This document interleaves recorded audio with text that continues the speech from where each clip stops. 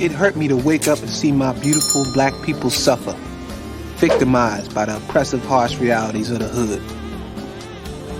I guess even though we were free, we were still slaves in the mind. Message! In awe of the all-time champion of false promises and exaggerated claims, religion. No contest. No contest. Religion easily has the greatest bullshit story ever told. I am disciplined. I am focused. I am prosperous. I am young. I am energetic. I am vibrant. I am radiant. I am fresh. I am fearfully. It is my opinion that at the base of most of the evil in the world is religion of any kind. Religion of any kind. And that is at the floor. And everything has grown out of that, and the hatred among and between religions is an example. The number of people who have died in the name of God far exceeds any other purpose, such as political or national interest that you can name, and generally they're mixed anyway. The religion is thrown into the national interest. Health, wealth, happiness, success, all the same old temporal things. Wait a minute! Who are you? Allow me to reintroduce myself by name. Tabby Troll, baby. Roll with me, show the world, hit the road, baby. Huh? Clout team, baby. Hit me up. I am Tabby Trolling, CEO, Clout Team Entertainment, best rapper on YouTube, hands down, no questions asked. And this is the first episode of Slavery is a Choice. If you know about me already, my channel, I still am Tabby Trolling, Clout Team Entertainment.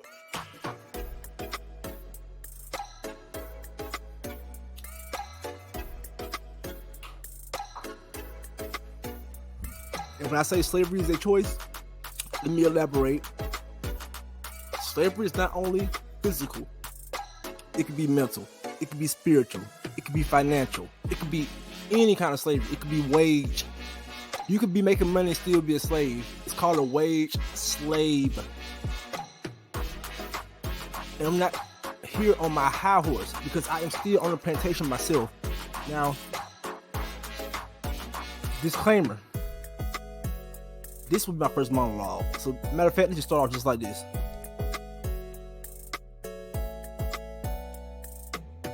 If you think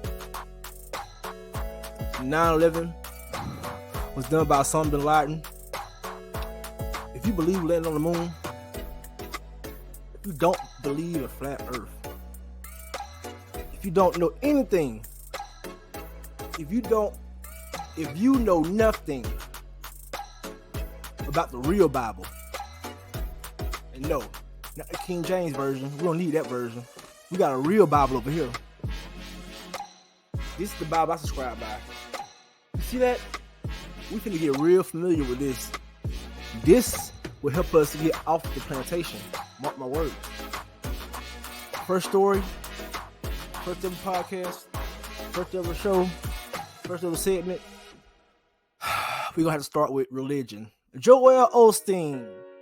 Now, years ago, Joel Osteen, Houston church, mega church in Houston, $1 million church, clearly $1 million church. I forgot the name of the hurricane. I want to say Harvey. I don't know for sure. It happened in Houston. And long story short, Joel Osteen did not open his church up to black people. Fast forward 2021. They get some plumbing done. And a plumber, it sounds fishy already. Come on, man. Oh, look. Can we just stop the bullshit? Cause this is not, nope. It's not gonna do, nope. Listen to what I got to say right now. He hired some plumbers to do work on the walls, knowing fully well that there's money in the walls, but you comfortable for these plumbers to do their work. I'm gonna throw this out there, y'all. Could it be that they didn't invite the black people in because black people were snooping around, looking for shit, looking for money. They found $600,000 in stolen money. I can't make this up. Roll the tape. Now to developments in a story that KPRC2 has been tracking for years now. Hundreds of thousands of dollars reported missing from Lakewood Church may have been found in a bathroom wall of the church. I mean, it may sound hard to believe, and the claim made on a radio show is raising eyebrows all over Houston. We're talking about a $600,000 reported theft here. KPRC2's Rochelle Turner talked to one of the DJs who heard the claim this morning. Rochelle, this is just simply wow, pretty unbelievable. Christine, Andy, wow, crazy. Can you believe it? Oh my gosh, really? Yes, that is what many people are going to be thinking once they watch this story. A plumber just doing his job at Lakewood Church discovered an undisclosed amount of money. It was the craziest phone call we've ever had. Meet George Lindsay. He's the morning show co-host for the Morning Bullpen at 100.3 The Bull. It's the greatest job ever. This morning, the co-host asked people about valuable things they found and received a call from a plumber who recently did some work at Lakewood Church. There was a loose toilet in the wall, and we removed the tile. Well, they removed the tile. Went to go remove the toilet, and I moved some insulation away, and about 500 envelopes fell out of the wall.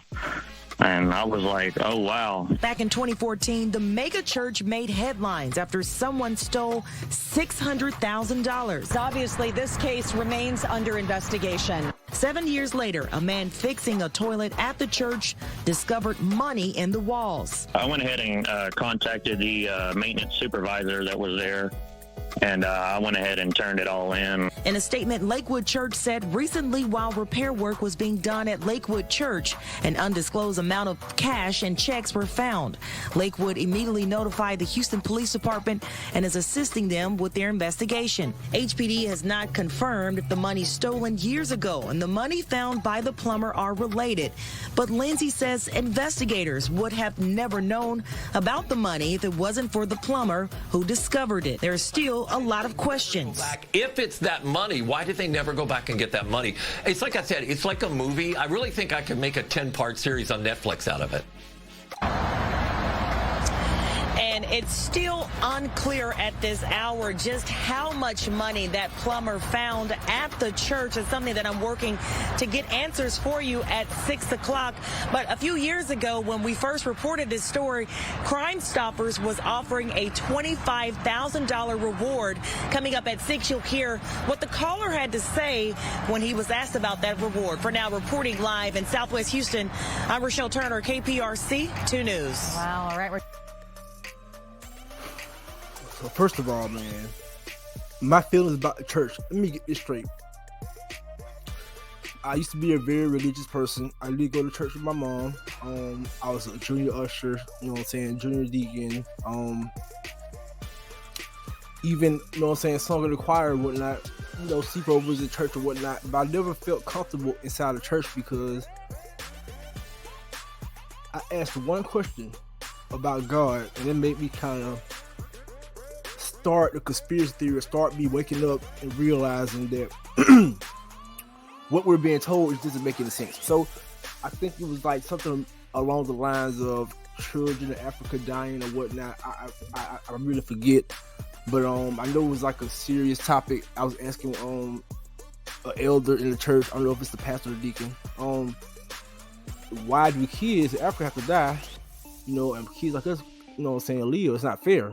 And the answer I got was, don't question God. That in itself just made me just like, okay. Then when I found out there were 4,000 other religions, I was like, oh.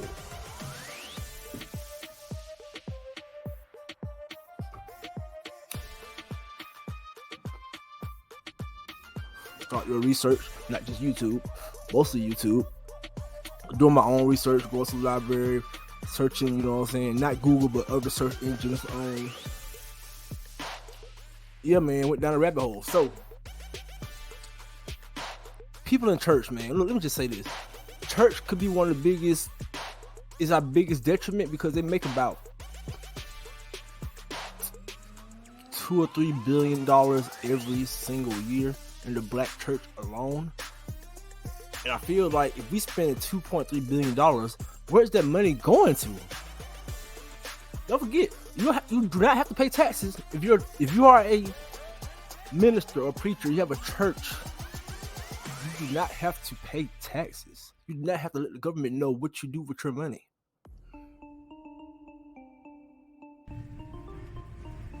So who are the real crooks? And let me just say this: if it was $600,000 in that, the story might come out different.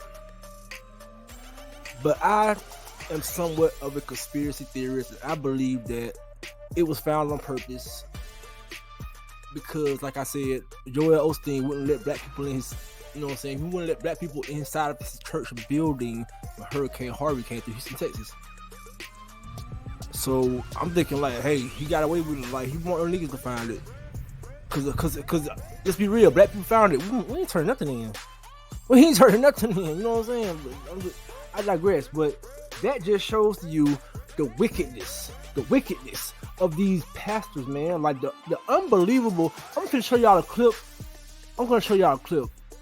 Just watch this. Watch this clip right here. Shout out to Stranger Than Fiction. Please, shout out to Stranger Than Fiction. Let's go.